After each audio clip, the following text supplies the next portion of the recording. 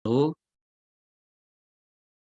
alhamdulillah pada hari ini saya mendadak dapat perintah ini dari teman-teman untuk mengisi acara yang sangat bagus dan saya kira cukup mulia karena nantinya akan menghasilkan hal-hal yang positif terutama untuk mendorong tumbuh dan berkembang serta berkualitasnya demokrasi di Indonesia. Kepada saya tadi siang, saya kira jam 10 gitu, jam 11, saya dapat kontak untuk mengisi, karenanya ada sebenarnya materi yang saya sudah kirim ke Pak Asep ya, tapi itu materi umum. Saya dapat tema kampanye exit poll dan quick count. Eh, Tadi yang meminta saya untuk berbicara, silakan. Saya diminta untuk menyampaikan dari sisi pengalaman sebagai konsultan politik dan lembaga survei. Jadi teman-teman kalau dalam presentasi ini nanti kita mengalir saja ya, itu mohon dimaklumi karena memang saya tidak secara sengaja menyiapkan secara khusus materi untuk siang ini, tetapi akan lebih banyak berbicara mengenai pengalaman saya di lapangan. Teman-teman yang saya hormati, hampir 17 tahun ya saya berpengalaman bekerja, tidak pernah bekerja di bidang lain, itu sebagai konsultan politik, dan saat yang sama juga pada akhirnya saya mendirikan lembaga survei. Nama lembaga surveinya Konsepindo Research and Consulting. Lembaga saya salah satu dari 10 lembaga yang pada saat Pilpres yang lalu itu membuka data quick count kepada publik, karena pada saat itu ada banyak sekali masyarakat yang meragukan apakah hasil quick count Pilpres itu benar atau tidak dan diminta membuka datanya. Lalu difasilitasi oleh Persepi, Persatuan Survei Opini Publik, kami 10 lembaga kemudian membuka data dan dipersilakan kepada publik untuk mencek ya. Dan hasil dari 10 lembaga itu hasil akhirnya tidak jauh berbeda dengan hasil resmi Pilpres 2019 yang diumumkan oleh KPU. Lalu lembaga saya sendiri selama kurun waktu hampir 15 tahun banyak mendampingi kandidat dalam pemenangan pilkada maupun pemilu legislatif. Kami terutama spesialis di beberapa provinsi, khususnya di Provinsi Banten, di Provinsi Sumatera Selatan, di Provinsi Kepulauan Riau, Sumatera Utara, Bengkulu, dan Jambi. Teman-teman, dalam konteks Banten misalnya, kami menjadi konsultan dari apa yang sekarang disebut dinasti politik Banten ya, karena saya yang lembaga kami yang mendampingi Ratu Atut Khosia, kemudian seluruh keluarga yang menjadi kepala daerah, termasuk beberapa yang populer, antara lain Airin Rahmidiani, lalu kemudian ada Ratu Tatu Hasana dan lain-lain. Kami juga mendampingi pemenangan di beberapa daerah, dan menarik karena di pilkada yang pertama kami mendampingi satu kandidat, di pilkada berikutnya kami mendampingi lawan politiknya. Sebagai contoh di Sumatera Selatan, di pilkada sebelumnya kami mendampingi Bapak Alek Nurdin, dan mengalahkan Bapak Herman Deru. Lalu di pilkada berikutnya kami memegang atau menjadi konsultan dari Bapak Herman Deru dan mengalahkan putranya dari Alek Nurdin. Di Banten juga sama, kami pernah mendampingi Ratu Atut berpasangan dengan Rano Karno dan mengalahkan Wahidin Halim. Di periode berikutnya kami memegang Wahidin Halim dan mengalahkan Rano Karno. Sehingga ada muncul istilah bercandanya di kalangan teman-teman, bukan tergantung siapa kandidatnya, tapi tergantung bagaimana strateginya.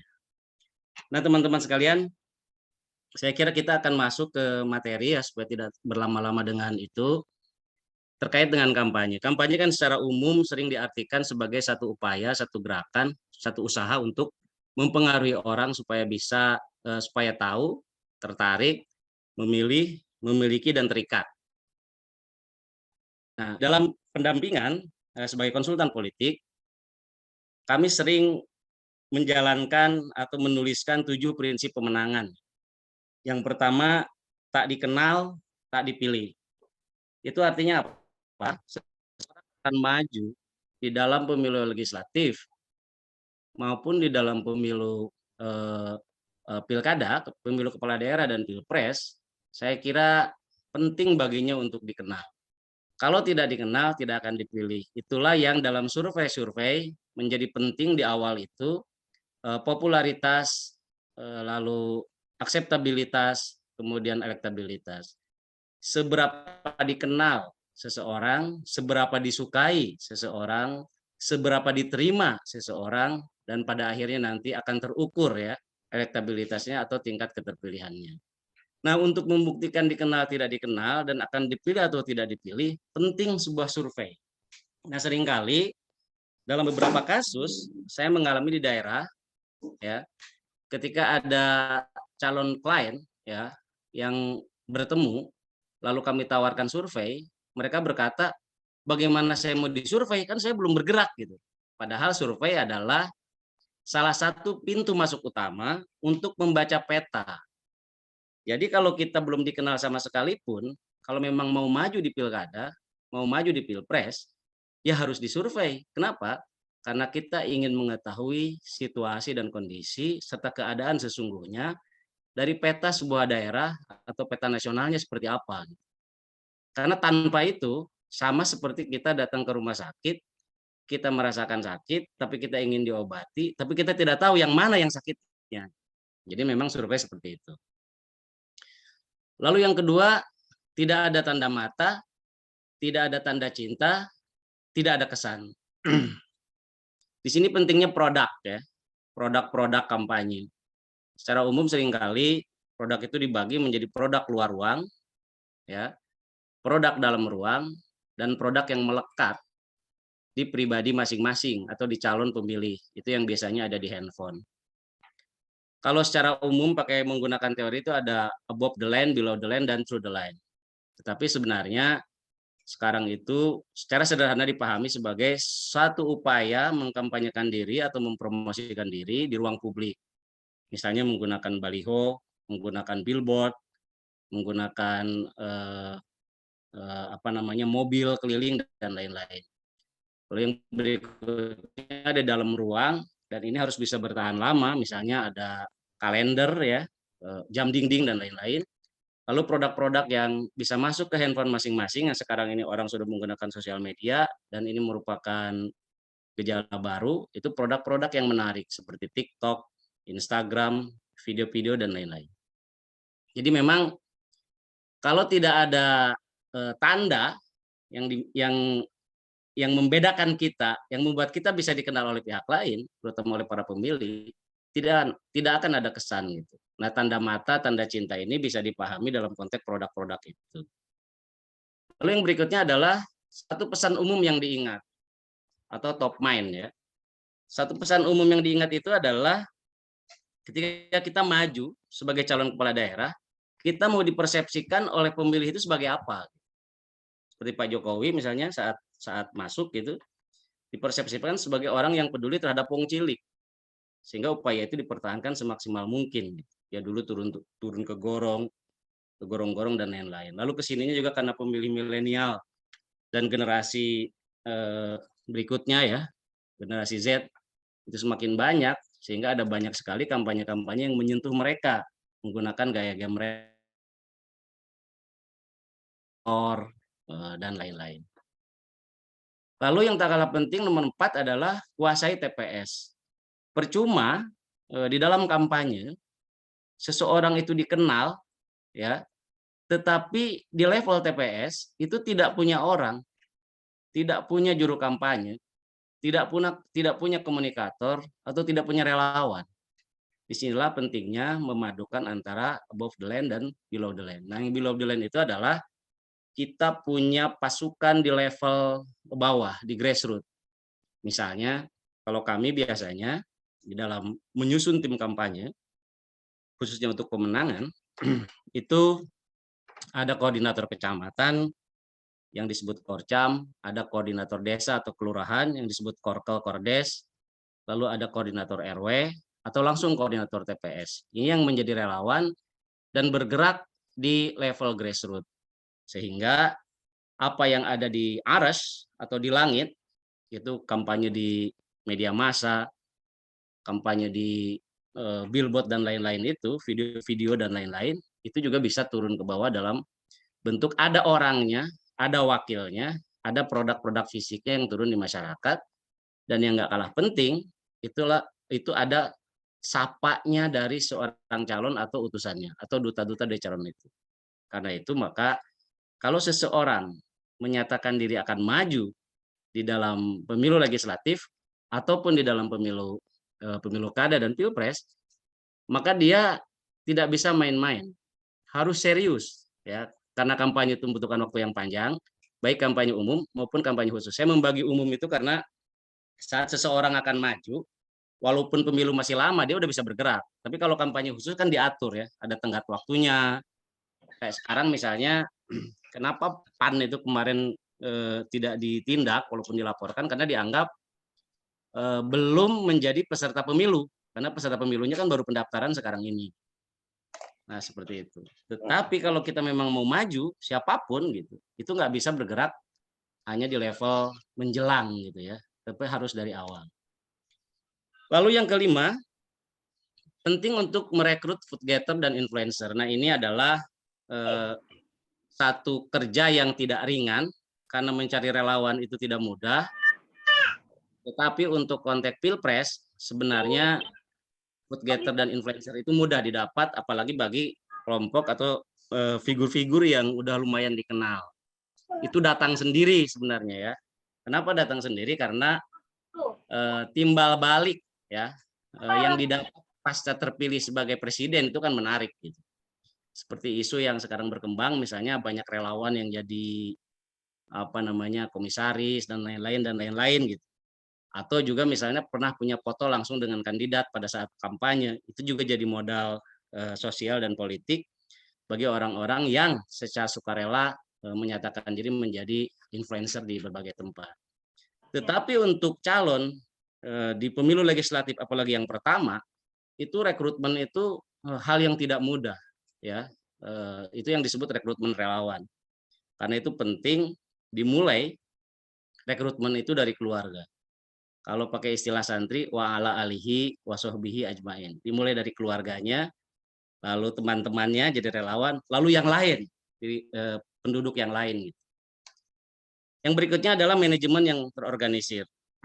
Saya di dalam berbagai kesempatan kalau mendampingi calon kandidat, saya suka mengatakan tim kecil yang terorganisir dengan baik bisa mengalahkan tim besar yang amburadul. Jadi manajemen itu penting, kontrol itu penting. Jangan sampai misalnya dalam kampanye orang karena punya uang di awal dia langsung sewa billboard. Teman-teman tahu billboard itu sebulan berapa harganya? Ukuran 10 kali 5 meter aja satu bulan bisa 18 juta itu sewanya. Jadi kalau masang 10 satu bulan udah 180 juta. Itu hanya billboard satu bulan ya. Jadi kalau tidak pakai manajemen, nanti dia pasang lalu uang habis di awal, lalu hanya dikenal sekilas, lalu juga tidak turun ke bawah, ya selesai gitu. Nah disinilah pentingnya manajemen kampanye yang baik, manajemen organisasi yang baik, dan tentu saja kalau ada manajemen, itu di situ harus ada program kampanye yang terukur, terstruktur, dari mulai perencanaan, waktu, pendanaan, dan lain-lain. Lalu yang ketujuh adalah figur lebih penting daripada parpol. Ini dalam konteks pilkada dan pilpres. Ya, seperti sekarang misalnya pilpres, walaupun PDIP itu yang tertinggi, dan saya memprediksi, mengaproksimasi PDI masih tetap akan memenangkan pemilu legislatif. Tetapi ketika mereka menghendaki Puan Maharani misalnya menjadi calon presiden, kan elektabilitasnya masih rendah. Atau Anies Baswedan. Dia elektabilitasnya lumayan, selalu ada yang kedua atau jadi yang ketiga. Tetapi dia bukan orang partai politik. Ya. Sehingga partai-partai tertentu seperti Nasdem misalnya yang sekarang terlihat begitu ngotot ingin mengusung Anies, walaupun di dalamnya juga ada figur-figur, itu menunjukkan bahwa figur lebih penting daripada partai. Jadi dalam konteks pilkada, dalam konteks pilpres, figur itu lebih penting. Walaupun Bapak Ibu sekalian, partai itu punya senjata karena hanya mereka yang bisa mencalonkan. Kalau mereka mengunci sebenarnya, udah figur-figur yang terkenal ini nggak usah dicalonkan, dikunci sama kita, bisa saja gitu. Tapi juga kan tidak mudah gitu. Jadi akan selalu ada yang memanfaatkan kesempatan di akhir ketika seseorang dikunci, misal ya, Pak Ganjar dikunci tidak dicalonkan oleh PDIP gitu. Sangat mungkin menjelang akhir dicalonkan oleh partai lain. Dan karena elektabilitasnya tinggi sangat mungkin menang kan. Ya. Tetapi dalam konteks pileg, Bapak Ibu sekalian, partai menjadi penting. Ya, partai menjadi sangat penting.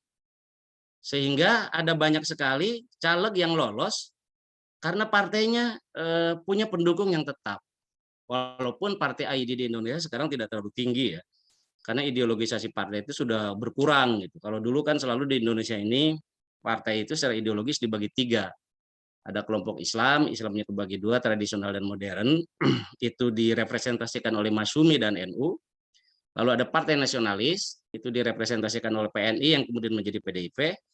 Ya, lalu ke sini juga ada partai nasionalis lain yang sering kali mengklaim sebagai nasionalis religius ya, seperti Golkar, Nasdem, Gerindra dan lain-lain, termasuk Demokrat. Lalu dulu ada komunis yang sekarang menghilang. Jadi dulu di pemilu 55 itu tiga peta itu kelihatan itu, Masyumi di mana, NU di mana, PKI di mana, PNI di mana gitu.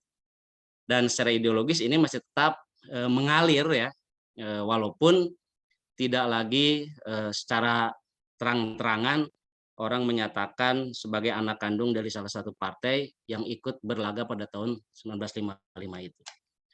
Saya kira prinsip-prinsip pemenangan seperti itu, teman-teman. Lalu yang berikutnya, saya ingin menyampaikan, nah ini tadi saya sampaikan tentang ada ATL dan above the line dan below the line. Jadi kalau below the line itu iklan dengan target semua orang ya.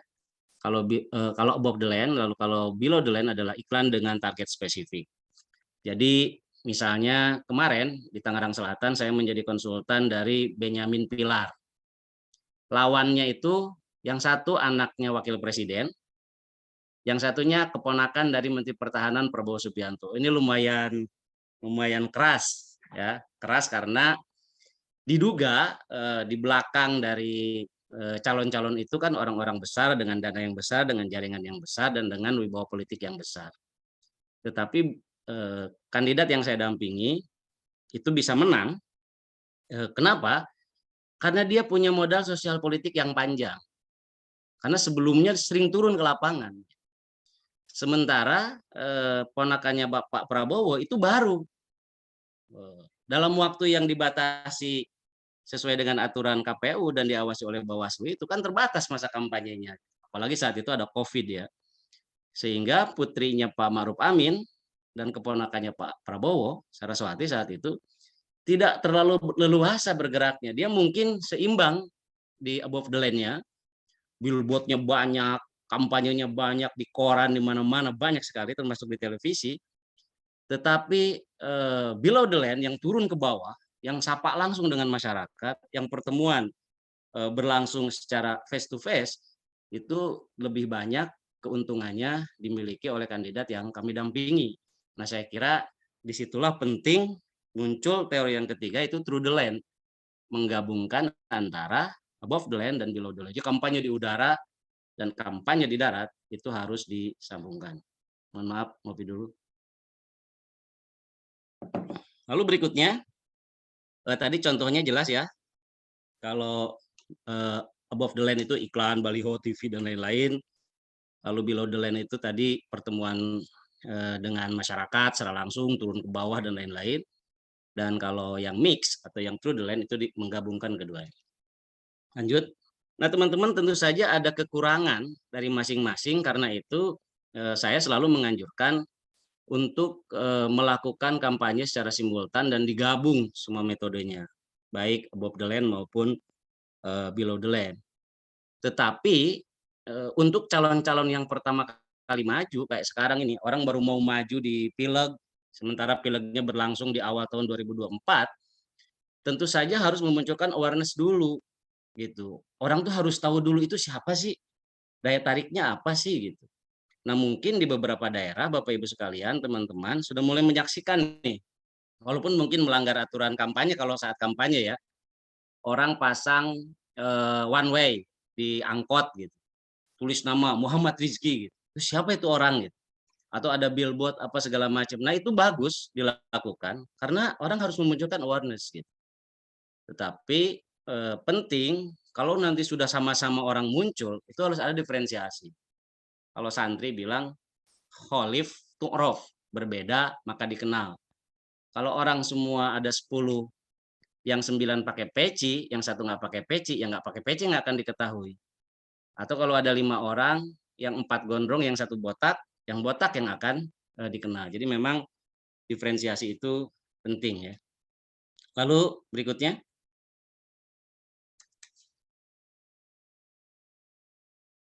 nah kaitan dengan kampanye tadi saya sampaikan, yang biasa kami lakukan, ini 3, nanti ini slide ini akan menjadi yang penjelasan saya sebelum kita berdialog.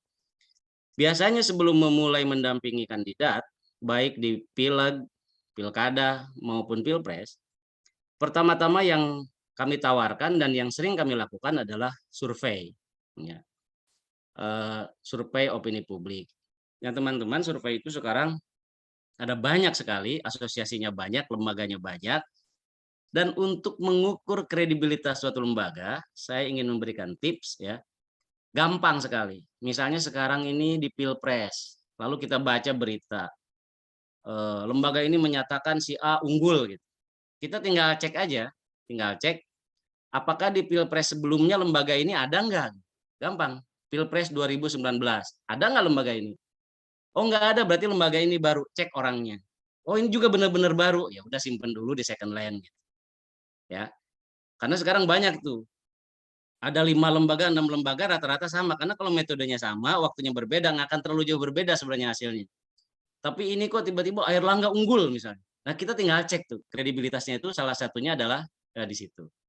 Nah sama juga dengan survei-survei di awal. Survei di awal itu seringkali orang berasumsi saya kan belum terkenal Pak, buat apa disurvei? Padahal survei itu untuk melihat peta situasi pada saat itu ya. Penting melihat peta situasi itu karena langkah-langkah berikutnya akan ditentukan dari hasil survei itu.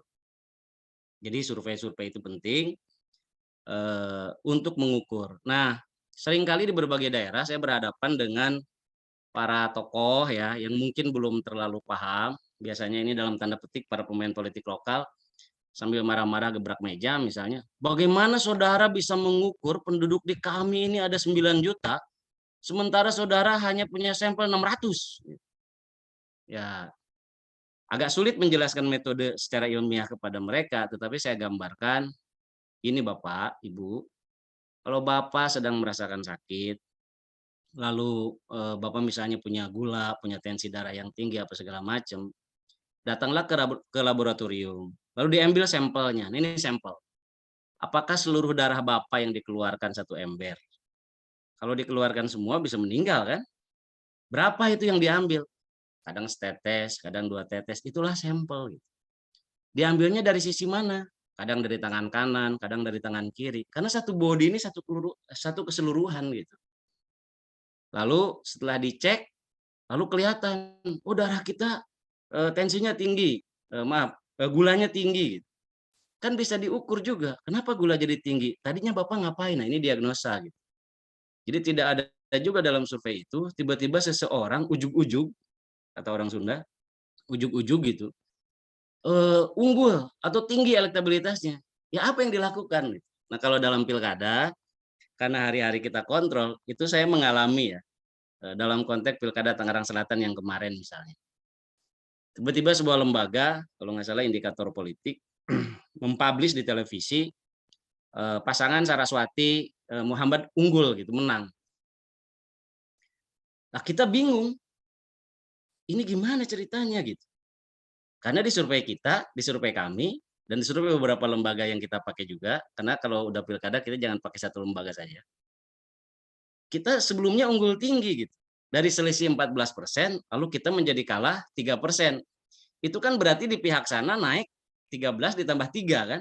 Lalu di pihak kita yang dari tadinya unggul menjadi turun seturun-turunnya. Ada apa gitu. Sama kayak tadi, seperti gula darah itu.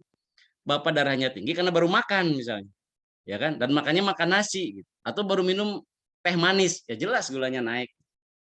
Nah, jadi survei berkala itu menjadi penting termasuk survei di awal untuk melihat peta dan situasi. Nah, kalau metodenya itu multi-state random sampling itu biasa. Jadi 600 responden, 1000 responden atau 1200 responden itu sudah cukup. Indonesia dengan jumlah penduduk yang 280 juta dengan 1200 itu sudah cukup. Bahkan kalau quick count misalnya di beberapa tempat cukup hanya dengan 400 TPS itu sudah bisa menggambarkan. Nah, jadi teman-teman terkait survei itu adalah alat ukur utama, dan kalau di sini ada yang maju di pileg ya, survei itu biasanya kalau dengan 440 responden sampai 600 responden itu di angka 100 jutaan lah, sampai 120 juta, berarti bisa iuran kalau ada 10 orang gitu. Ketimbang kita nggak tahu metodenya, lalu kita coba survei acak begitu saja, padahal metodenya itu adalah teknik samplingnya itu sendiri. Dan kalau bersama-sama, kan tidak mengukur siapa yang unggul, tapi melihat peta gitu. Jadi juga ada banyak sekali pendekatannya. Sekarang juga sudah ada survei yang menggunakan telepon, tapi saya sendiri pribadi masih meragukan karena kita simulasi saja lah. Bapak kalau ada yang telepon, udah malas kan ngangkat kalau nggak ada di daftar list diri kita gitu. Ini siapa sih orang nelpon gitu. Apalagi mengajukan pertanyaan sampai 50 sampai 100 pertanyaan gitu, menyita waktu sekali kan. Itu dari sisi itu gitu. Belum lagi soal dari mana dapat data teleponnya. Karena itu kalau ada lembaga baru menyatakan survei nasional menggunakan telepon, saya suka senyum gitu. Karena lembaga-lembaga yang sudah 10 sampai 20 tahun pun nomor teleponnya ada, karena di survei tatap muka tuh di halaman paling belakang ada lembar kontrol, ada nomor telepon gitu. Itu kadang-kadang udah nggak aktif ya, segala macam, sehingga menjadi bank data atau dikumpulkan setiap kecamatan di seluruh Indonesia nomor-nomor telepon itu. Yang aktif kemudian disimpan, itulah yang nanti di random ya. Jadi masih mungkin kalau merandom dari nomor-nomor telepon atau dari bank data yang dulunya pernah dilakukan survei pada orang itu dengan metode sampling multi-state random sample. Lalu ada quick count ya. Kalau quick count itu sebenarnya bukan survei opini, tapi data. Itu sama kayak Bapak nanti kalau kita beli jeruk, untuk mengukur ukuran jeruk tuh rata-rata berapa, ya diambil aja beberapa sampel gitu. Udah kelihatan tuh. Apel tuh kadang-kadang seukuran sama gitu kan. Atau ikan gitu. Misalnya tukang lele itu untuk mengecek ukuran itu kan hanya yang besar-besar itu udah langsung kelihatan gitu. Jadi kalau quick count itu lebih simpel, lebih sederhana, tapi biayanya lebih mahal. Kenapa biayanya lebih mahal? Karena petugasnya kalau ada 400 TPS ya harus 400 orang. Beda dengan survei opini publik. Kalau 440 responden yang paling sedikit misalnya, itu petugasnya cukup 44 orang karena satu orang mewawancarai 10 responden dalam waktu 3 sampai 4 hari. Kalau quick count itu orangnya harus ada. Nah, pengalaman kami quick count yang lalu tahun 2019, ketika yang terpilih, dan ini kalau terpilih nggak boleh diganti ya Pak. Ketika yang terpilih di satu TPS di satu wilayah di Papua, ya kita sampai harus sewa helikopter untuk sampai ke TPS itu.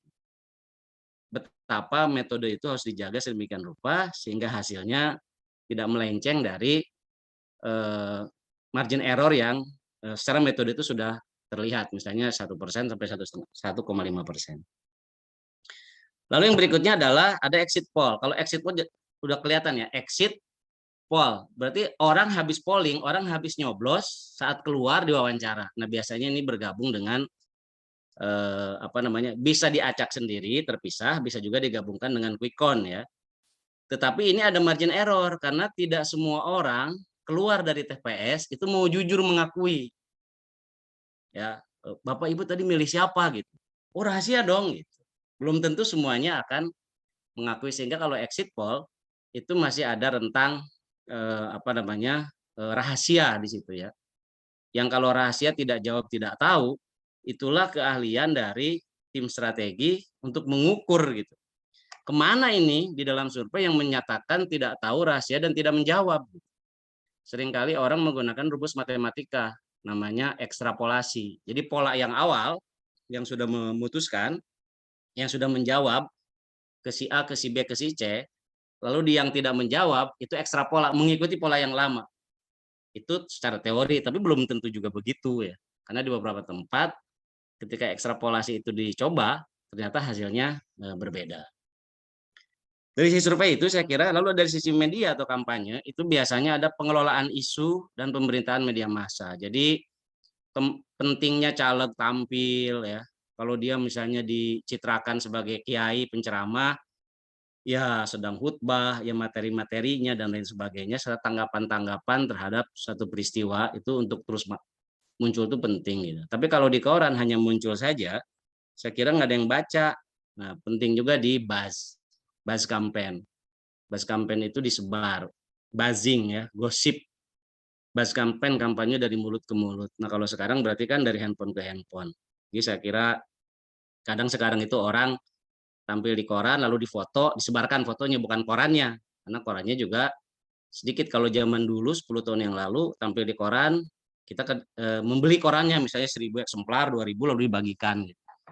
Kalau sekarang difoto, fotonya yang disebarkan. Lalu penting juga untuk selalu menampilkan kesan yang sama ya di koran itu. Misalnya foto, kalau kita belum dikenal ya fotonya harus selalu menggunakan foto itu gitu. Kalau Bapak Ibu ada orang Banten, di Banten itu ada caleg namanya anggota DPR Pak Jajuli Juwaini gitu. Itu fotonya selalu sama dari sejak pertama dia mencalonkan diri, baik waktu calon bupati maupun sekarang. Padahal sekarang usianya udah lebih sepuh ya. Atau di Sumatera Selatan Pak Herman Deru.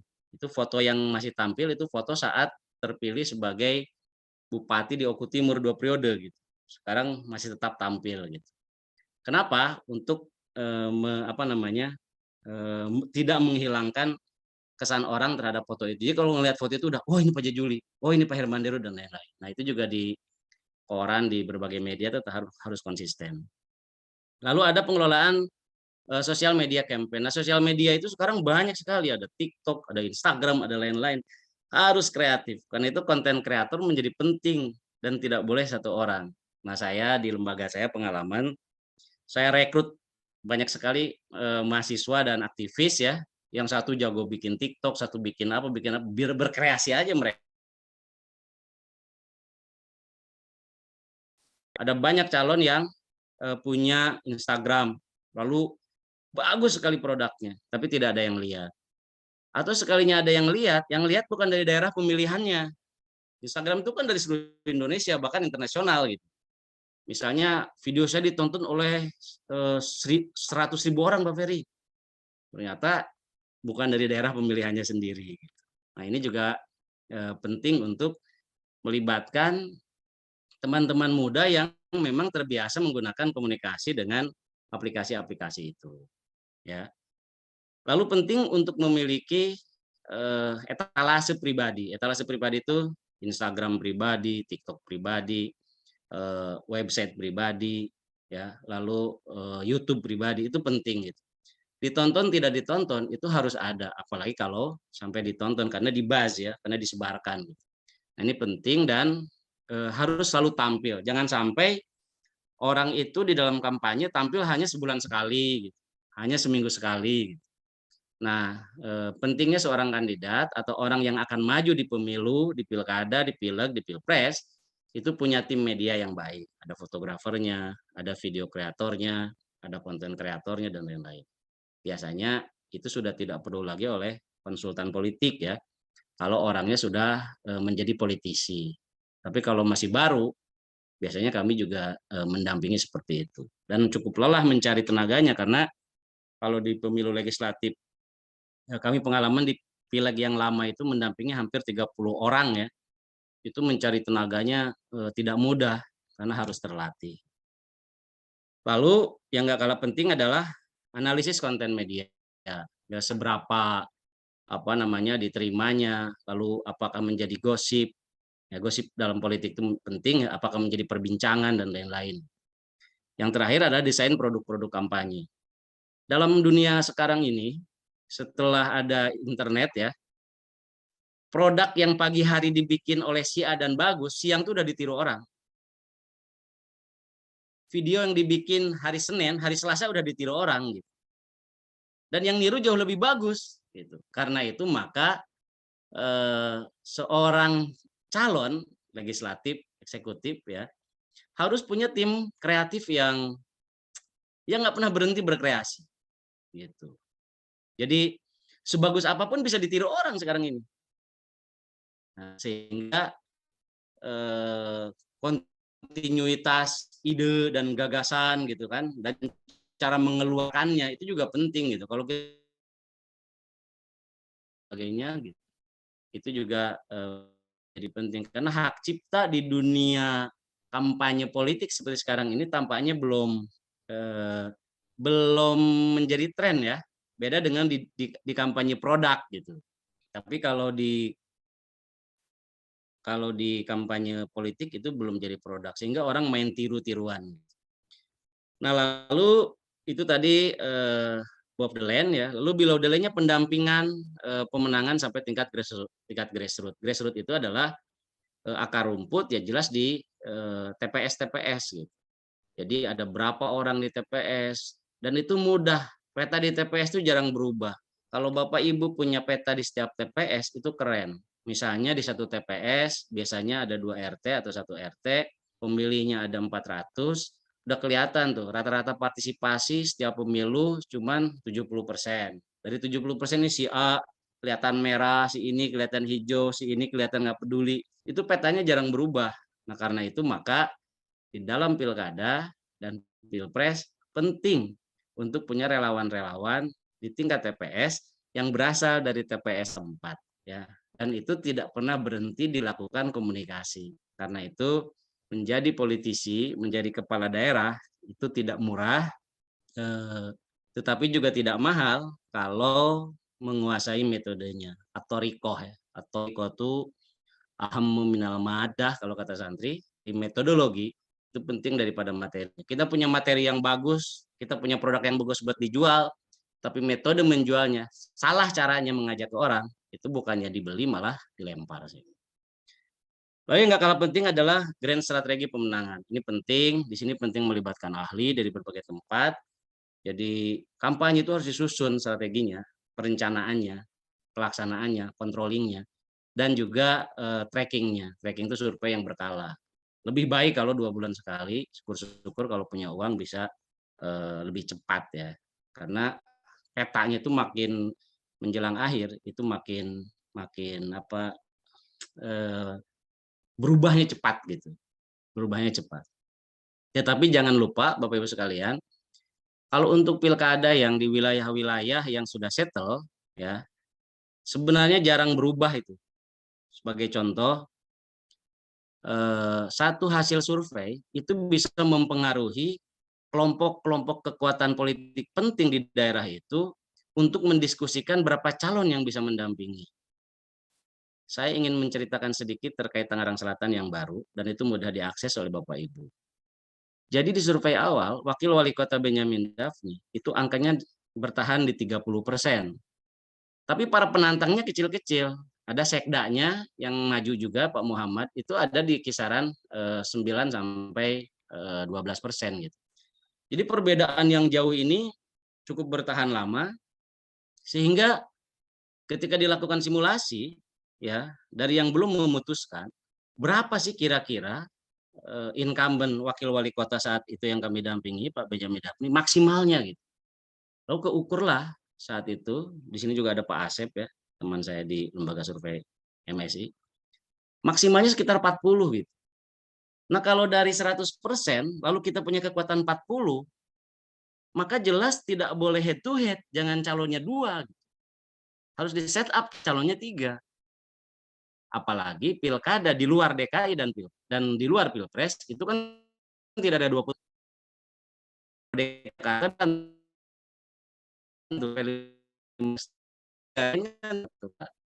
Itu muncul gimana calon ini 3 wakil presiden masuk, lalu Pak Muhammad, Pak Sekda berpasangan dengan ponakannya Prabowo. Menjadi 3, calon 3, tahankan suara atau mempertahankan elektabilitas di angka 40, kemudian menjadi target. Sehingga tidak lagi mencari pemilih baru, tapi bagi pemilih yang lama, hasil dari survei kala ini yang terus itu bisa bertahan. Nah, jadi memang brand strategi itu sejak itu penting. Jadi kalau ada orang mencalonkan diri ujug-ujug coba hutan tidak menggunakan metode, itu akan habis tenaga, habis uang. Tapi kalau itu dengan menggunakan metode bisa saja ada 2 itu untuk proses. Karena banyak juga orang di pilkada pertama gagal, pilkada kedua gagal, pilkada ketiga lolos. Karena daya kenang atau daya ingat publik ada itu. Jadi contohnya Pak Heldi Agustian di Cilegon, kota Tangerang, di Banten juga ya. Dia ikut pilkada berulang-ulang dan kalah berulang-ulang. Di akhir politiknya menang, suaranya solid dan calonnya banyak, akhirnya terpilih. Nah, itu artinya strategi di politik itu penting bermain jangka panjang, napas pendek tapi napas panjang. Yang terakhir yang nggak kalah penting adalah pentingnya evaluasi dan monitoring di dalam pelaksanaan kampanye, dan khusus untuk setiap personal para calon itu harus punya pendamping ya, ada psikolog, ada kiai, ada siapa gitu. Jangan sampai emosinya meledak, jangan sampai terjadi kekerasan, keluarga juga harus solid. Saya kira itu yang saya sampaikan, teman-teman ya. Mohon maaf ini karena dadakan, jadi kurang terlalu leluasa menyampaikan, dan ini materi sebenarnya lebih banyak materi-materi yang biasa kami tampilkan ketika ketemu dengan para calon. Terima kasih, silakan terbuka untuk berdialog, dan kalau ada kekurangan bisa ditambahkan oleh teman-teman yang lebih berpengalaman. Kalaupun nanti kita berdialog, mudah-mudahan bisa saling memuaskan untuk mencari jawabannya. Terima kasih. Assalamualaikum warahmatullahi wabarakatuh. Waalaikumsalam warahmatullahi wabarakatuh. Saya ucapkan terima kasih atas paparannya kepada Bang Ferry Mukhlis yang begitu gamblang. Sebenarnya ini kan judulnya strategi pemenangan. Sebenarnya beliau juga membocorkan strategi nih kepada kita.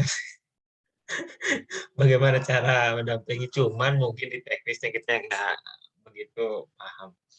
Saya kira teman-teman di momen berikutnya, saya kira perlu ada pertanyaan atau tanggapan atau komentar dari teman-teman semua mengenai apa yang telah disampaikan oleh Bang Ferry. Kita lebih ke sharing saja dari teman-teman, baik teman-teman di sini yang selaku penyelenggara pemilu, selaku akademisi atau LSM atau teman-teman mahasiswa semua. Silakan raise hand saja atau ingin langsung seperti biasa kita tunjuk untuk meminta tanggapannya dari teman-teman semua. Dipersilahkan. Pak Coki, gimana Pak Coki? Halo? Ya, Mas Ulum. Saya bingung juga mau nanya apa ya. Menarik tadi yang disampaikan oleh Pak Ferry ya. Karena mengenai polling ini, saya sih cuma menyoroti satu hal. Mungkin Pak Ferry bisa menanggapi.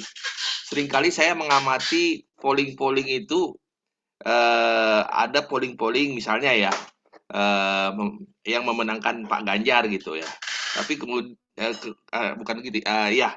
Kemudian mayoritas memenangkan Pak Ganjar, tapi ada yang tiba-tiba memenangkan apa namanya? Ya, menangkan Anies oke lah. Tapi ini memenangkan figur atau tokoh yang elektabilitasnya rendah gitu. Saya kurang tahu apakah AHY atau siapa itu, lupa saya. Jadi mohon maaf nih teman-teman kalau ada simpatisan dari partai-partai tertentu, saya tidak bermaksud ini ya. Pertanyaan saya bukan hendak mengacu kepada seorang individu atau tokoh politik ya, tapi pertanyaan saya kenapa bisa begitu ya Pak Ferry? Ini pertanyaan saya nih karena apakah metodologinya ataukah ada karena saya dengar ada pesanan juga gitu. Ada lembaga polling yang pesanan juga. Mohon maaf nih Pak, saya hanya pengamat dari luar aja, saya nggak ngerti. Artinya ternyata lembaga polling itu saya nggak tahu ya. Saya nggak merujuk ke siapapun nih. Mohon maaf kalau ada yang mendengar ini atau menonton YouTube rekaman ini. Tapi apakah benar itu Pak yang disinyalir atau ditengarai ada lembaga polling yang dibiayai oleh partai tertentu atau tokoh-tokoh tertentu untuk menggiring opini publik atau apa? Bagaimana? Apakah memang itu sudah menggunakan metodologi atau ya bagaimana caranya bisa begitu berbeda sendiri gitu Pak? Ya itu mohon dijelaskan Pak. Makasih. Terima kasih Pak Coki. Saya kira agar lebih komunikatif ya. Saya yakin sekali Bang Ferry nangkep pertanyaan. Pertama memang jangan dibaperi ya teman-teman. Kalau misalnya di sini ada simpatisannya atau apa, ini kita murni diskusi ilmiah saja, diskusi pengetahuan. Mangga Kang Ferry. Ya, terima kasih Bang Coki ya. Tadi saya sempat singgung sedikit, misalnya dalam paparan saya tadi ada Pak Erlangga ujug-ujug menjadi yang tertinggi dan menang gitu dalam konteks Pilpres 2024 gitu ya. Nah, saya memberikan tips simpel, yang sederhana tips saya. Kalau ada lembaga ya yang berbeda, dicek tuh lembaganya. Nama lembaganya itu apa? Gampang itu. Ini saya ngasih tips ya. Misalnya tiba-tiba ada lembaga survei internasional Indonesia, misalnya kan, LSII gitu. Biasanya kan LSI ini terkenal. Ini strategi pemasaran saya cari duit. LSI ini terkenal. Lalu supaya mirip-mirip LSII, I-nya 2 gitu kan. Nanti di logonya itu yang I yang satunya kecil gitu kan. Itu tuh teknik pemasaran ya. Lalu ternyata lembaga ini di Pilpres gampang ngeceknya. Pilpres 2019 ada nggak sih? Itu cek di Google, di search, dicek lembaga itu, diklik ada tahun ya. 2018 cek. 2019 ada nggak? Oh, sama sekali tidak ada. Oh, ini pemain baru nih. Ini pemain baru lembaga ini. Satu dari situ. Lalu orangnya yang mempublish, siapa tokohnya di situ? Muncul nggak di yang sebelumnya? Jadi sama tadi, lembaganya dulu dicek, yang kedua orangnya. Orangnya siapa? Karena kalau orang itu gampang. Ini lembaga baru ya, misalnya. Tapi dia orang ini dulu pernah di lembaga yang lama. Nah, berarti kan sebenarnya Blasel ya. Blasel itu masih mungkin gitu. Lalu yang ketiga, cek metodenya. Metodenya cek. Ternyata mengklaim multi-state random sampling sekarang dengan mudahnya gitu kan. Karena kan di berita-berita yang lama tinggal di copy paste lalu disampaikan dengan metode itu gitu misalnya kan. Nah, kalau misalnya dia mengklaim seperti itu, maka dicek bulan apa dia dilakukan survei dan tanggal berapa.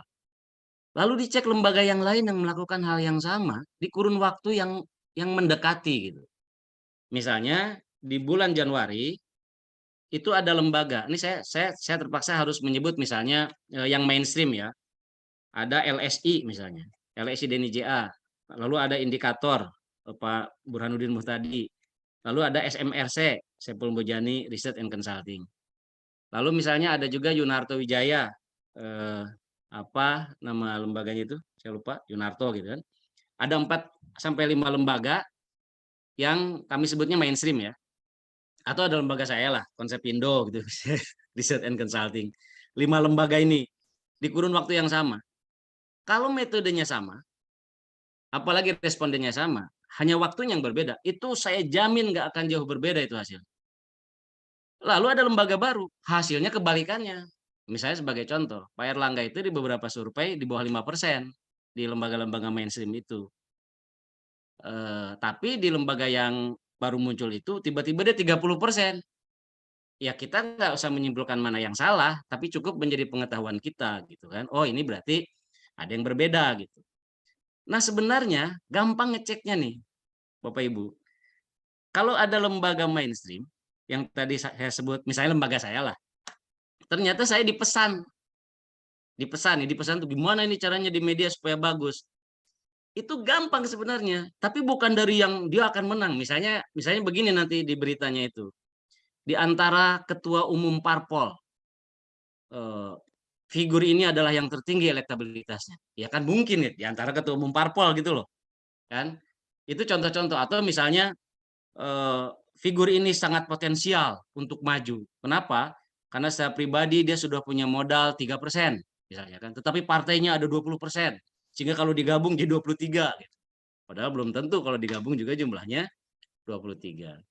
Jadi saya kira gampang ya ngeceknya. Nah, kalau di Pilpres nanti, Bapak Ibu saya kasih tips juga nih.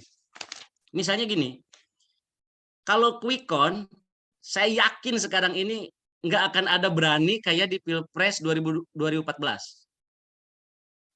Pilpres 2014 itu makan korban kan, karena hasil quick count-nya beda antara Prabowo dengan Jokowi itu. Sampai ada yang diberhentikan dari Persepi, dari asosiasi lembaga survei. Jadi lembaga survei itu ada asosiasinya, Pak. Oh, aduh, susah itu jadi anggota. Karena kita harus menghadirkan ahli-ahli statistik, apa segala macam metode dan dipertanggungjawabkan. Kan 2014 itu makan korban. Nah di 2019 nggak ada kan lembaga yang mengaku quick count memenangkan Pak Prabowo setelah quick count dibuka. Tapi pada saat exit poll ada yang ngaku gitu. Makanya pas ini exit poll Prabowo menang. Di exit poll dia beraninya karena masih ada margin errornya, masih bisa besar di situ gitu. Tapi quick count fix kok orang itu sama kayak tadi saya bilang ada apa namanya jeruk, kita ambil 3 aja udah sama ukurannya kan. Karena ini kan bukan persepsi, kalau quick count itu data yang diambil itu. Data yang keluar di tiap TPS. Seandainya di Indonesia itu sama kayak di Amerika dibebaskan tuh jam berapa udah kelihatan gitu. Dan quick count tuh polanya kelihatan, Pak. Kalau di awal itu di 15% pertama sampai 30 itu polanya kayak gitu, udah kelihatan gitu. Kayak tukang kayu. Makanya saya kalau lagi ini menang nih, udah kelihatan karena memang kita tukangnya gitu. Dari feeling, belum lagi dari metode. Saya kira itu Pak Joki, kalau ada kekurangan Berarti ada nanti sanksinya saya Pak akan ya? tambah. Ada sanksinya ya Pak Ferry dari Persepi atau kalau ada yang mencoba lagi untuk pemilu 2024 ini kemungkinan nggak akan berani lagi seperti 2014 gitu ya Pak Ferry? Atau Ya, bagaimana? Masih akan ada yang main-main seperti itu lagi nggak kira-kira?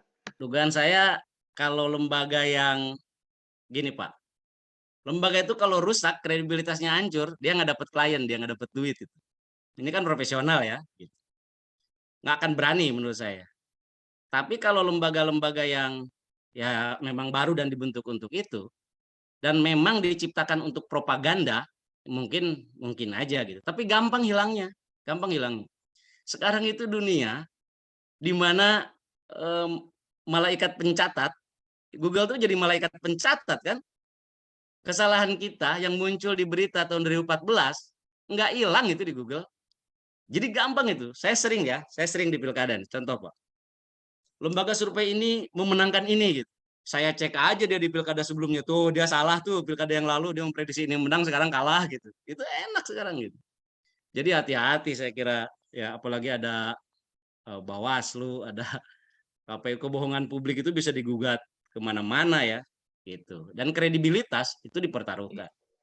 Nah asosiasi juga kejam Pak, diberhentikan itu dari keanggotaan ya. Sebagai contoh. Bapak googling deh sekalian sekarang supaya dipraktekkan. Pak Kodari dari lembaga Indobarometer itu mengundurkan diri dari keanggotaan Persepi. Itu kan terkenal. Silakan Bapak cek. Kenapa mengundurkan diri? Karena dianggap dia mempromosikan apa namanya pemilu 3 periode. Jokowi 3 periode. Sementara di Persepi kita taat undang-undang, undang-undangnya 2 kali, sudah 2 kali gitu. Sehingga jadi mengundurkan diri itu dari Persepi. Itu baru hal yang kayak gitu aja gitu. Padahal itu kan tidak terkait dengan survei. Itu mempromosikan bahwa Jokowi bisa 3 periode gitu. Yang kata Pak Jokowi menampar muka saya itu kan silakan di googling lah. Itu contoh ya. Jadi gampang lah ngeceknya. Saya mah suka senyum gitu. Kalau ada, Mas, Kang Ferry, ini di lembaga ini menang. Ya di Google aja ada nggak itu lembaganya apa gitu. Gampang gini-gini. Cek orangnya gitu. Apalagi kalau yang lembaga maaf nih, survei nasional lalu mengklaim by phone gitu. Dia gimana dia punya nomor telepon dari ratusan juta penduduk Indonesia gitu, dari mana dia gitu. Kalau lembaga-lembaga yang pernah Surnas, tadi saya katakan, saat survei tatap muka di halaman paling akhir setiap responden itu ada data diri dan ada nomor telepon dan alamat gitu, dan itu di input gitu. Ya bayangkan lembaga sekelas LSI misalnya udah berapa ratus kali menyelenggarakan survei.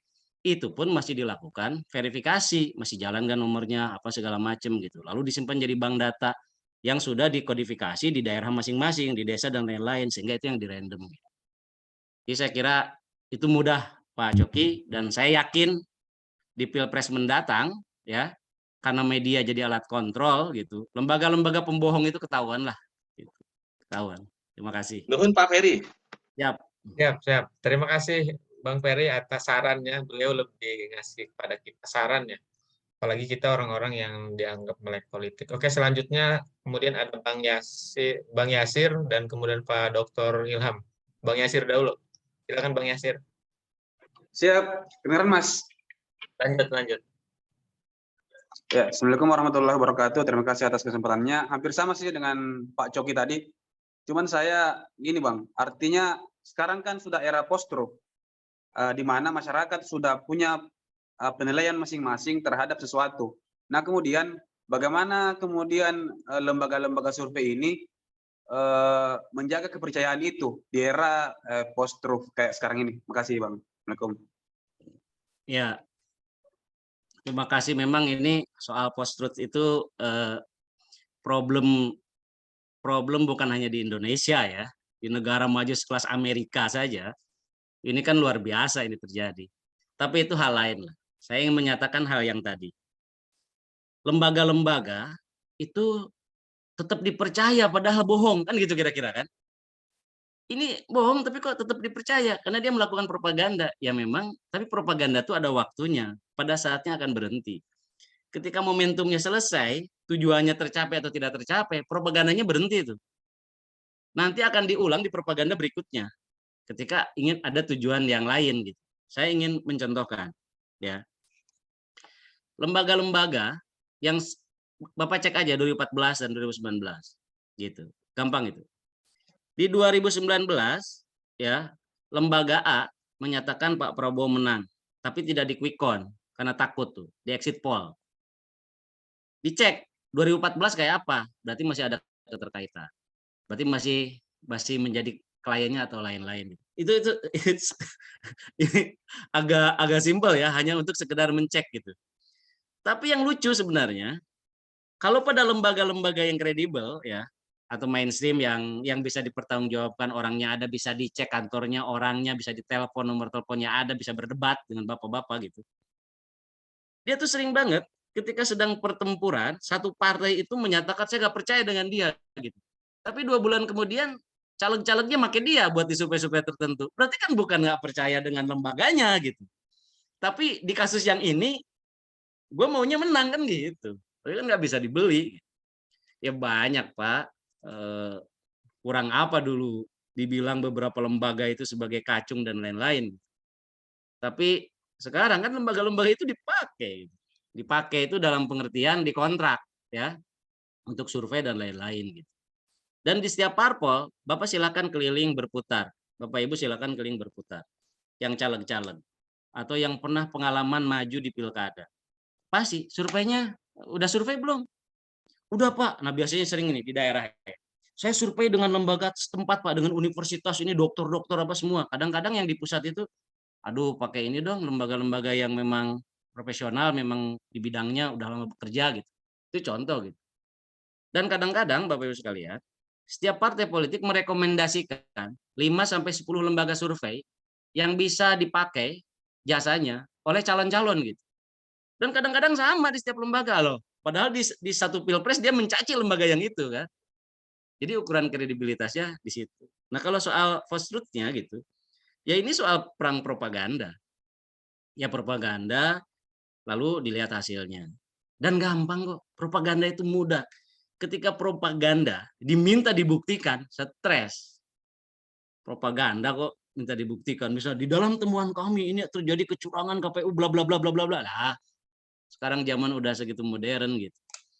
Cuman karena memang kemajuan teknologi dan tingkat penerimaan terhadap pengetahuan baru di Indonesia mungkin belum terlalu tinggi, sehingga masih manual aja di Indonesia.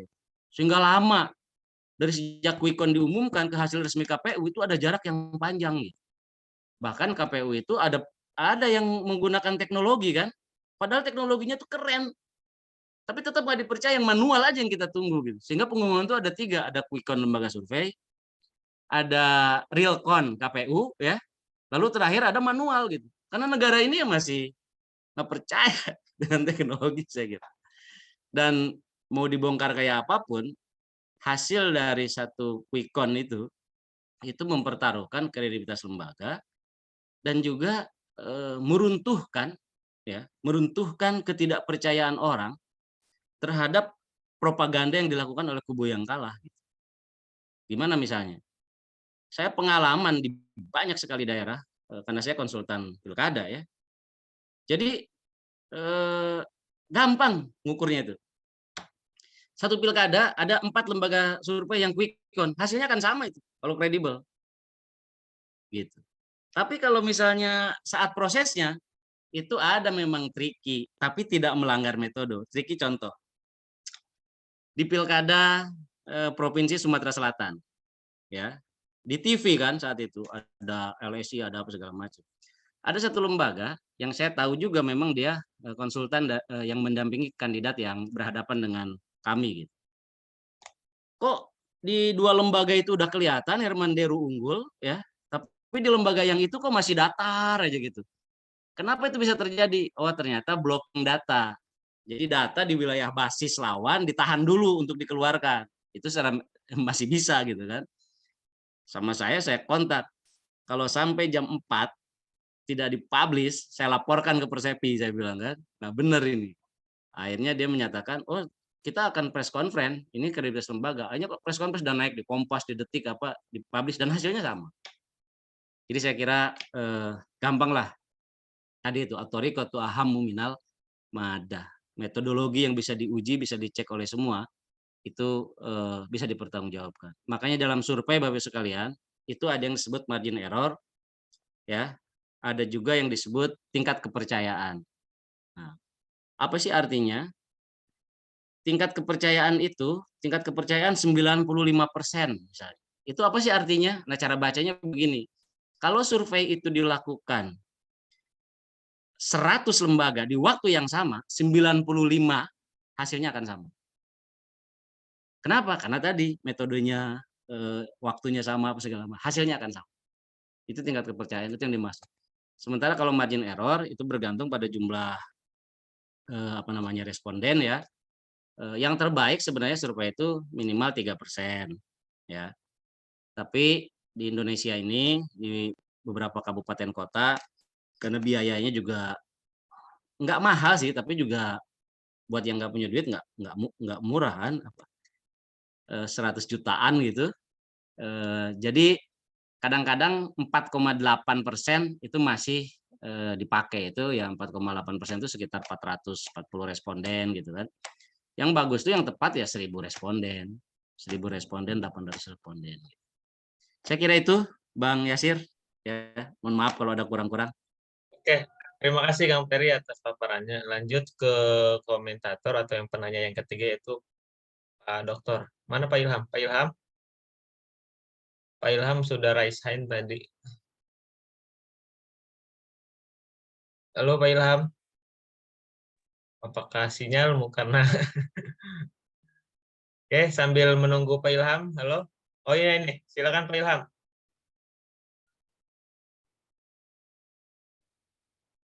Di ini dulu apa?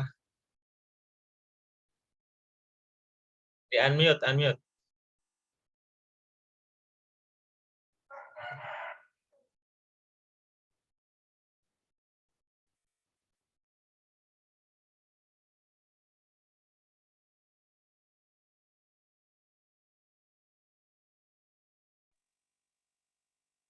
Cek coba Pak Ilham, silakan bicara. Oke, sepertinya Pak Ilham lagi ada kendala teknis ini ya. Nah, itu dari perspektif teman-teman akademisi ya. Sekarang kita juga ada kehadiran Ibu Nurella. Ibu Nurella gimana? Halo Ibu, what do you mind? Ilham ini lagi ada kendala teknis ini biasa. Pak Edison, silakan Pak. Di unmute dulu Pak.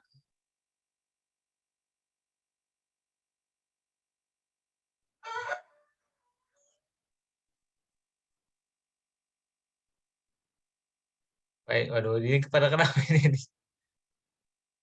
Oh iya, Pak Ilham tadi izin sinyal lagi kurang bagus katanya ya. Kemudian Pak Edison, silakan Pak.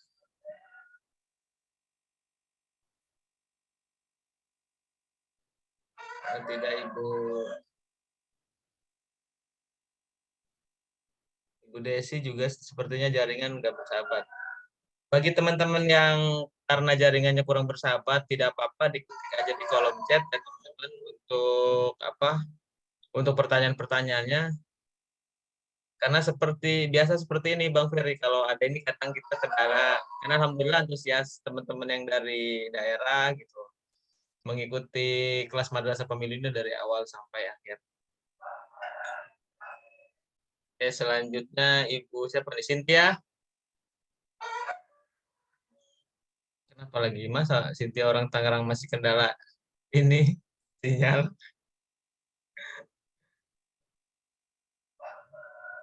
Oke, kembali ke Bang Yasir, gimana responnya? Setelah apa yang telah disampaikan oleh Bang Ferry terkait dengan post-truth hari ini ya?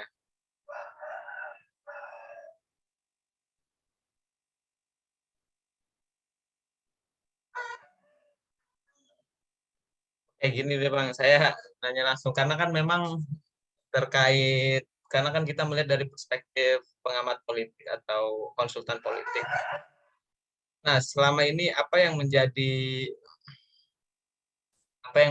misalnya moralitas teman-teman, moralitas para peneliti atau konsultan politik Bang terkait politik hari ini, karena memang di sisi lain kan para konsultan ini kan hanya bekerja, di sisi lain memang ada desakan-desakan misalnya atau suara-suara masyarakat mengenai suatu kandidat itu gitu loh. Kalau misalkan di peristiwa PDIP hari ini misalnya Puan Maharani kan lagi, karena ini momennya momen Puan Maharani gitu loh, tahun 2024 mungkin. Tapi di sisi lain dia secara elektabilitasnya kalah dengan Ganjar Pranowo yang selaku kader partai PDIP. Namun di dalam posisi ini tentu partai pada akhirnya apa yang telah dipaparkan oleh Bang Ferry realistis ya untuk mengusung salah satu kandidatnya. Menurut Bang Ferry memang karena kan survei hari ini dari lembaga-lembaga yang mainstream itu yang selalu muncul nama 3 besar ini Pak. Ada Prabowo, kemudian Ganjar Pranowo, dan juga Anies Rashid Baswedan. Nah, ketiga tokoh ini sebenarnya Pak, yang kalau secara peluang itu gimana sih Bang? Karena kan 3 tokoh ini kan hanya gonta-ganti posisi saja, posisi 1, 2, 3, 1, 2, 3 gitu. Kemudian peristiwa apa yang kemudian membuat salah satu tokoh menjadi melejit dan salah satu tokoh menjadi ambruk gitu? Ya.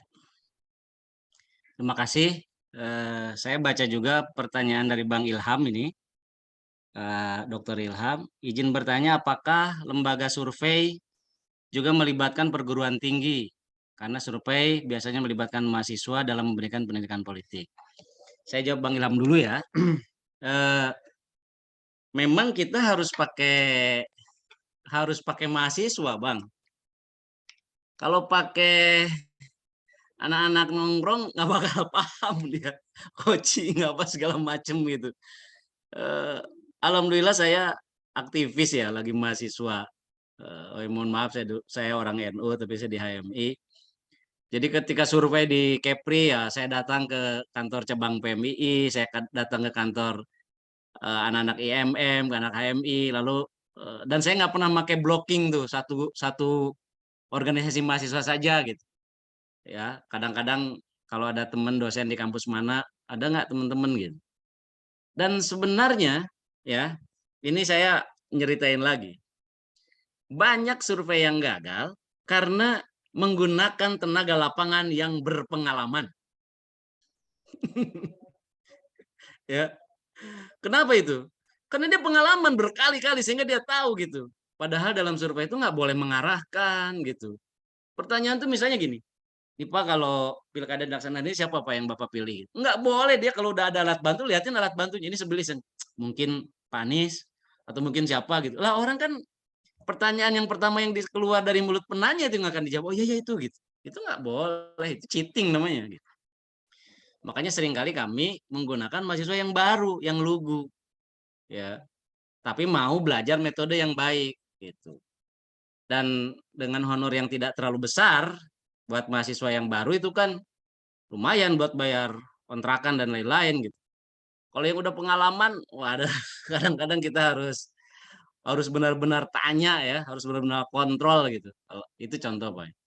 Lalu juga dalam menyusun instrumen pertanyaan dan lain-lain, kita juga melibatkan para ahli Pak. Kadang teman-teman di FISIP gitu kan, dokter-dokter politik, dokter-dokter agama gitu, antropolog, sosiolog gitu. Kenapa? Karena kita ingin mengukur perilaku politik gitu. Bahkan ahli sejarah juga kadang saya ikut melibatkan gitu. Misalnya di DKI ya. Kalau Bapak Ibu ingin mengetahui cara berpikir dan cara bertindak masyarakat di satu tempat, misalnya di DKI Jakarta, kita harus lihat nih budaya urbannya itu dari mana aja. Oh, dari Jawa sekian persen, dari Maluku sekian persen, dari Sumatera sekian persen. Penduduk aslinya seperti apa budayanya gitu. Sampai kadang kita tuh beli buku itu buat kepentingan kampanye itu. Misalnya sejarah nama-nama di Jakarta, kenapa ini disebut Rawabangke, kenapa ini disebut Matraman, gitu kan? Ternyata kan itu tempat tentara kerajaan dari Mataram kan berdiam di situ dan lain-lain sampai ke level itu. Makanya menggunakan ilmu di dalam pemenangan itu menjadi hal yang penting ya, gitu. Tapi kalau hanya menggunakan ahli-ahli strategi propaganda itu nggak akan ketemu. Saya bahkan sejujurnya dalam banyak sekali pilkada sebagai konsultan politik sering melibatkan para santri Pak. Kenapa santri gitu? Karena dia akan masuk ke majelis-majelis taklim. Dia harus bisa ceramah, harus bisa mimpin doa, harus bisa ngimamin gitu. Ya, jangan sampai kita salah kirim relawan ke relawan di wilayah NU misalnya kan, kita kirim relawan mahasiswa anak Muhammadiyah, ini relawan pemenangan ya. Sementara di sana itu wallahul muwafiq ila aqwamit thoriq gitu. Si relawan ini bilangnya billahi fi sabilillah haq fastabiqul khairat gitu. Kan itu contoh ya. Jadi memang penting sekali untuk menyusun strategi sejak dini dan saya kira insya Allah selama kami mendampingi pilkada itu nggak pernah kalah ya. Kenapa? Karena memang ya pertama milih yang akan menang. Ya ngapain kita milih yang akan kalah? Yang kedua ya kita betul-betul dirancang bangun dari awal strateginya sedemikian rupa. Dan basicnya adalah survei. Gitu. Kalau survei itu nggak boleh bohong. Bisa saja salah, bisa saja salah. Namanya metode ya, bisa saja salah. Gitu. Atau mungkin kekurangan. Gitu. Tapi nggak boleh bohong. Nah tadi dalam rangka melibatkan mahasiswa itu tadi karena ngerandom tuh nggak gampang.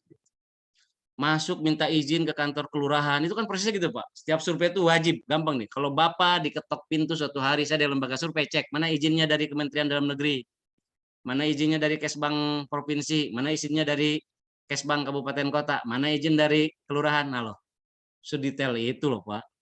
Ya, jadi kalau lalu pertanyaannya itu juga nggak mungkin cuma 2 atau 3 biji gitu kan, kecuali polling telepon gitu.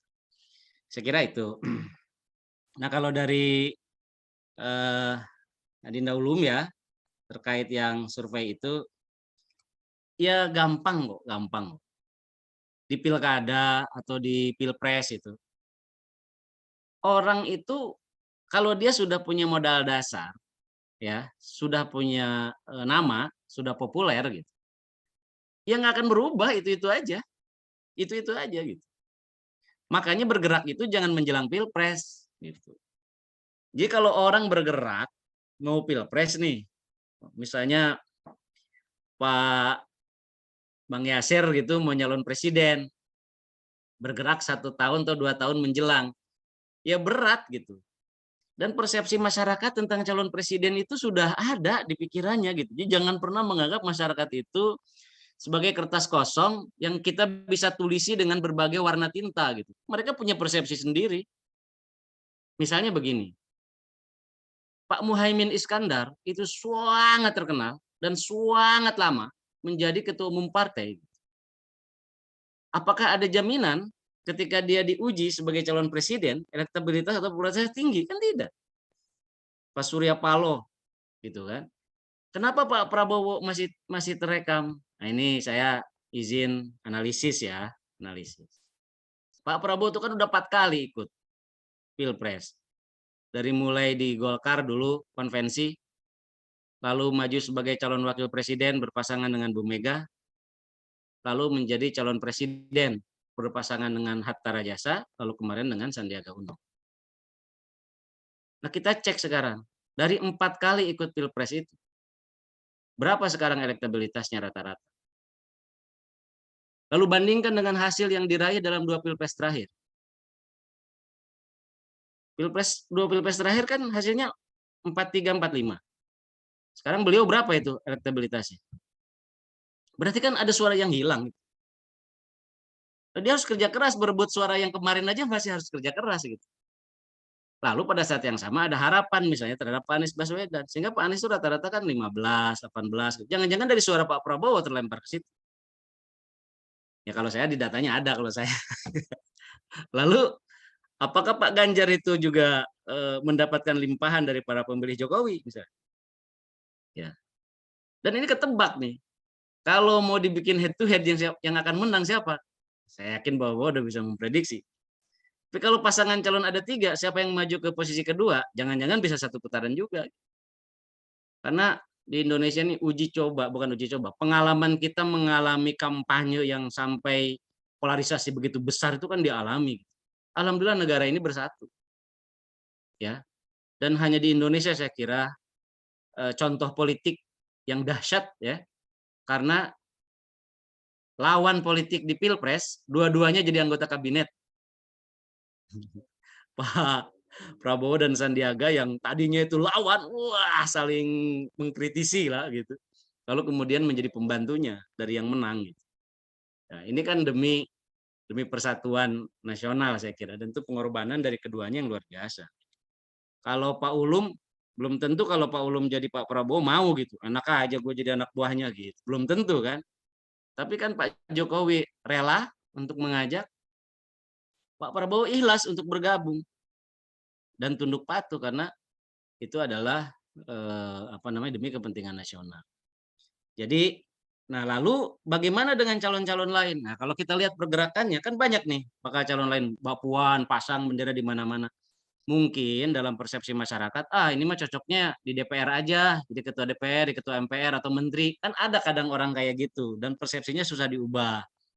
Lalu Pak Erlangga kayaknya cocoknya mungkin nggak di presiden, nggak di wakil atau di ini. Ada yang kayak begitu tuh di publik dari susah diolahnya.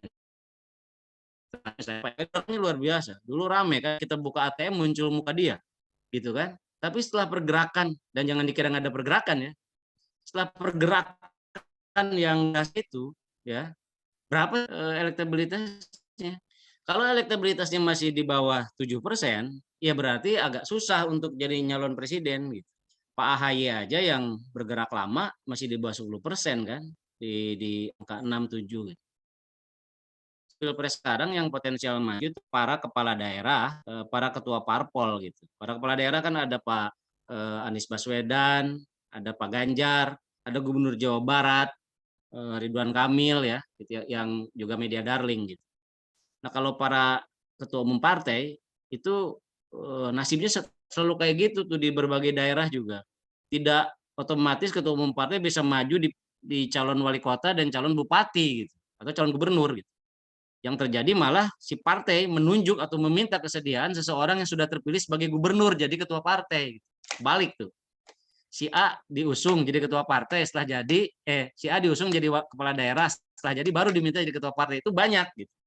Tapi kalau yang asalnya ketua partai lalu jadi kepala daerah itu kan jarang. Gitu. Itu soal persepsi juga gitu. Nah, jadi saya kira Pilpres ini akan menarik. Kalau yang maju Ganjar, Anies dan Pak Prabowo gitu akan menarik gitu ya, apalagi kalau dua pasangan misalnya Ganjar Anies saja gitu. Kayaknya polarisasi 2014 dan 2019 akan terulang kembali. Tetapi kalau partai dikunci nih calon-calon itu nggak bisa maju, lalu mereka memaksakan orang-orang dari partainya untuk maju, itu saya kira juga melawan kehendak publik ya. Karena kehendak publik itu terlihat dari survei-survei yang sekarang itu muncul secara rutin. Karena beberapa lembaga saya kira sudah melakukan survei rutin per 2 bulan gitu. Dan gampang Bapak bisa tracking loh. Silakan googling survei Pilpres Januari 2022 ada nggak? Lihat Februari. Lalu bandingkan gitu. Kelihatan loh. Nah, nanti kalau sudah dicalonkan sudah masuk ke KPU itu baru terlihat. Jadi kalau sekarang itu masih akan nggak jauh beda lah kayak gitu aja karena belum terlihat nih, masih banyak yang menyatakan rahasia atau masih bingung nih ya. Tapi kalau sudah nanti daftar ke KPU atau sudah fix diusung oleh partai politik itu petanya akan kelihatan lagi. Saya kira itu Mas Ulum. Oke, terima kasih kepada Bang Ferry Mukhlis atas pencerahannya kepada kita semua. Namun teman-teman, karena diskusi ini sangat menarik, namun kita dibatasi oleh ruang dan waktu. Bang, izin peserta itu minta materi dibagikan katanya. Nanti saya izin dulu ke Abang. Silakan ya Bang ya. Nanti ya membagikan. Terus yang kedua buat teman-teman peserta jangan lupa untuk berkomunikasi dengan Bang Ferry itu bisa di Instagramnya. Di sini ada dua Bang, ada @ferrymukhlisaz dan @ferryarifuzaman. Ini yang mana Bang? Silakan atau dua-duanya. Biar nanti teman-teman peserta itu silakan di-follow untuk nanya-nanya atau komunikasi langsung ya. Di Ferry Mukhlis AZ ya. Oh, @ferrymukhlisaz. Nanti saya share di grup WhatsApp peserta untuk follow Bang Ferry agar mengetahui lah aktivitas segala macam dan juga kan bisa bercanda-bercanda nanti di komentar. Nanti komennya hati-hati sekarang itu. Ini zamannya sensitif ini. Tapi insya Allah kalau Bang Ferry nggak baperan santai orangnya. Bang, mengucapkan terima kasih banyak Bang atas ilmunya, atas waktunya. Terima kasih. Mudah-mudahan kita semua diberi umur panjang dan dapat berjumpa kembali di forum-forum ilmiah seperti ini. Dan nantikan Bang ada ketika bukunya sudah jadi, insya Allah nanti kita juga akan minta review ke Abang. Siap. Terima kasih Bang Terima kasih. Ya, mohon maaf ya kalau ada kekurangan. Assalamualaikum warahmatullahi wabarakatuh. Waalaikumsalam warahmatullahi wabarakatuh. Oke teman-teman, demikianlah kelas di materi terakhir dari rangkaian Madrasah Pemilu kali ini. Dan setelah ini mari kita fokus pada artikel atau karya ilmiah kita, apa yang telah kami share sebelumnya mengenai prototipe tulisannya. Bang Yasir, Pak Coki, Pak Edison, dan semuanya ditunggu tulisannya. Santai saja, jangan terburu-buru. Karena deadline tanggal 30 Agustus ya. Jadi ini semacam skripsinya lah kalau kuliah itu. Oke, terima kasih semuanya. Sehat-sehat selalu. Dan jangan lupa yang belum follow IG LSDP @lsdp.official dan juga Bang Ferry Mukhlis Ajat. Silakan di IG, ID follow IG-nya. Sekali lagi saya ucapkan terima kasih banyak. Nanti materinya saya share di grup. Sehat-sehat semuanya. Salam buat keluarga. Billahi taufiq wal hidayah. Wassalamualaikum warahmatullahi wabarakatuh.